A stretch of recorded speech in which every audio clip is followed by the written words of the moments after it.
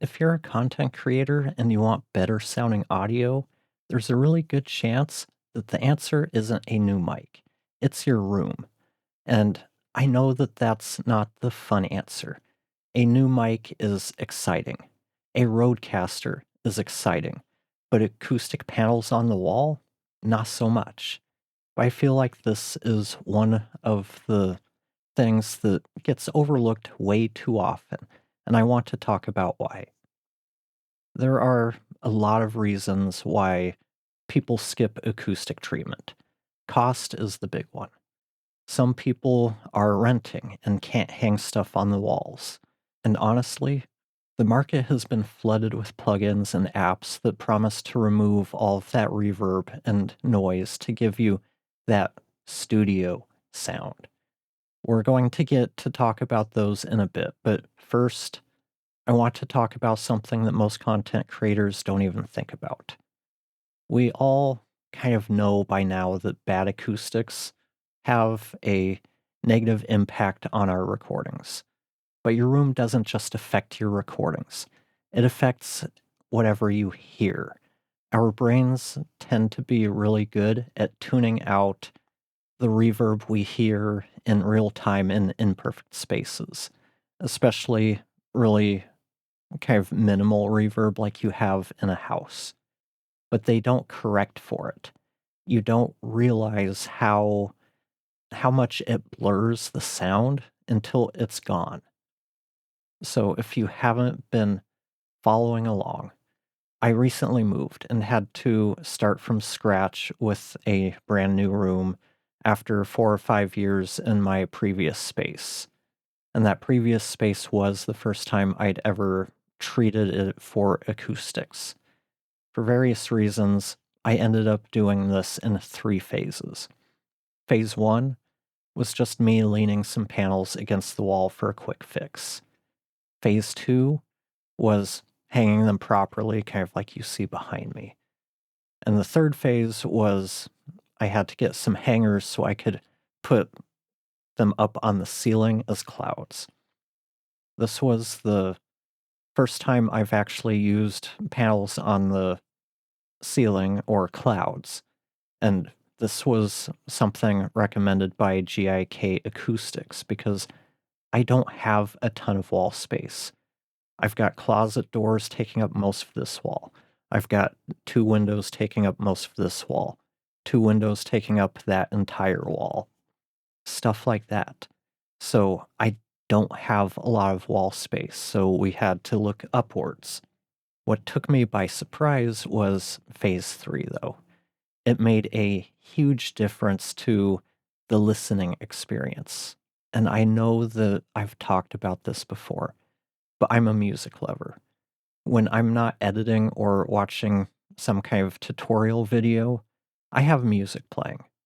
To put things into perspective, I listened to 88,000 minutes of music last year. That works out to about 1,476 hours, or an average of just over 4 hours a day. So, yeah, I listen to a lot of music. What I noticed after that last round of treatment was a clarity that I hadn't heard before.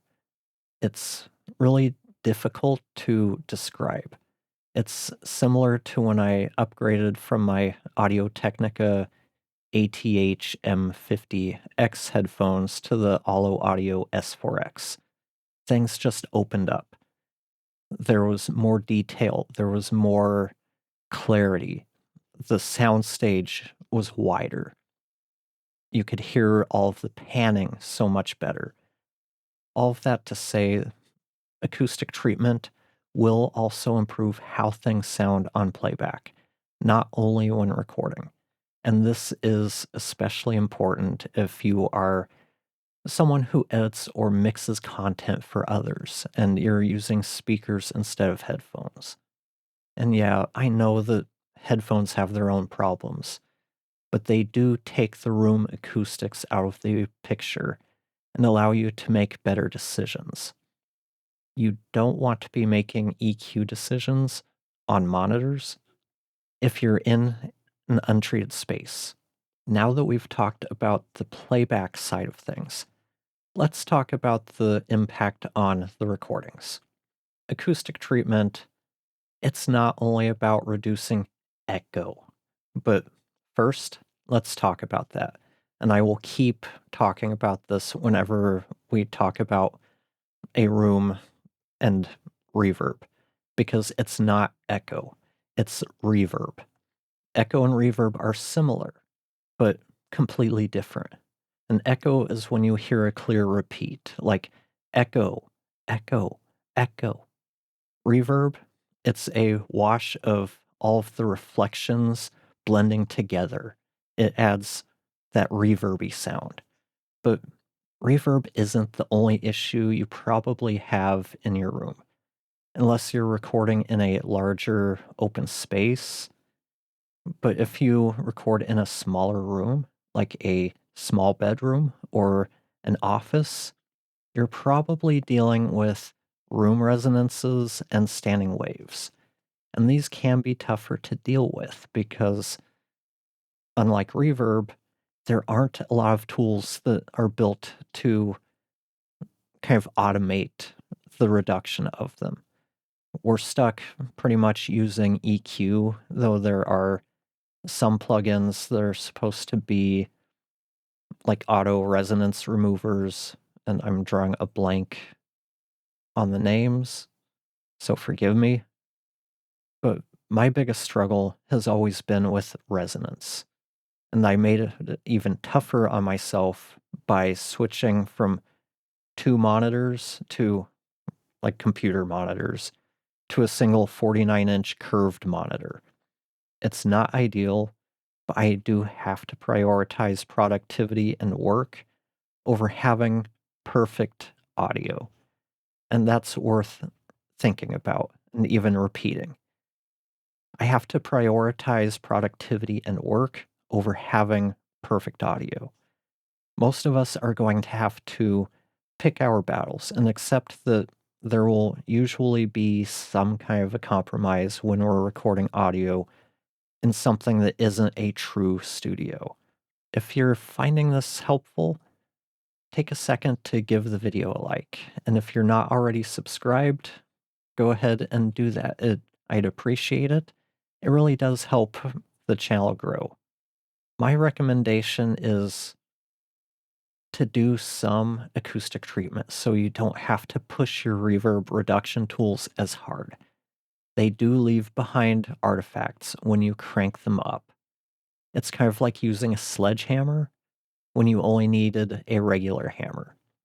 The harder you push these tools, the reverb reduction tools, the noise reduction, the more damage you do to the overall sound. Noise reduction is getting a lot better. Reverb reduction is to a degree, but they still tend to struggle in larger or more reverb drenched recordings. So if you're recording with a Yeti in a completely untreated room,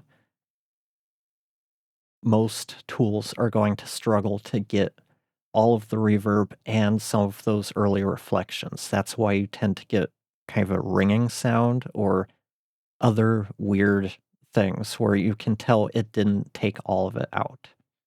But there are some low cost options out there for you if you don't have money for expensive panels.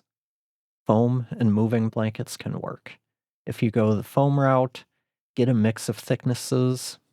I recommend a lot of 2-inch thicknesses and get a decent number of 4-inch thick foam because that's going to absorb a wider range of frequencies than using just a single thickness.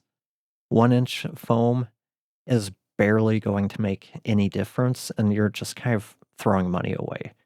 So 2-inch minimum, get some 4-inch. That's going to help absorb kind of the higher mids and the low mids. It's not going to do much for any kind of low end buildup, but it'll help get you cleaner recordings. But better yet, you can do it yourself and make real acoustic panels. There are plenty of plans and tutorials online. And if you don't have the space or the tools to go full DIY, Acoustimac, they have some pretty affordable kits that include everything you need shipped to your door. You can get four 48 by 24 by 2-inch panels for something like a little over $200 plus shipping. That's going to make a decent improvement in your recordings. Certainly a much bigger improvement than simply buying a new mic. So, to wrap things up, here's what I've learned from treating my room. Treatment makes your recording sound better and closer to studio quality than plugins alone can do. You don't get those artifacts, and you don't have to push your tools as hard to get clean audio. Treatment improves the sound you hear when you listen back to anything. There's a reason why theaters, mixing rooms, listening rooms are all acoustically treated. You can hear the difference just walking into the space after you've treated it. It's quieter than other parts of the house. You walk in and you can just hear that. When you go watch TV in the living room and you've been working in a treated space, you start to hear the reverb in your living room and how it kind of blurs everything a little bit. Once you hear it, you can't really start to unhear it. And treatment, it's far more important to getting studio quality audio than your mic or other gear. And despite all of the marketing out there, plugins and apps cannot give you studio quality audio when you're not recording in a studio. Studio quality is more than lack of reverb.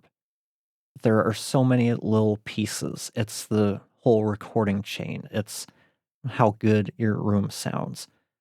Studio quality is not one specific thing, but you will never have actual studio quality audio recording with a mic 3 feet away from you in an untreated space. You just aren't.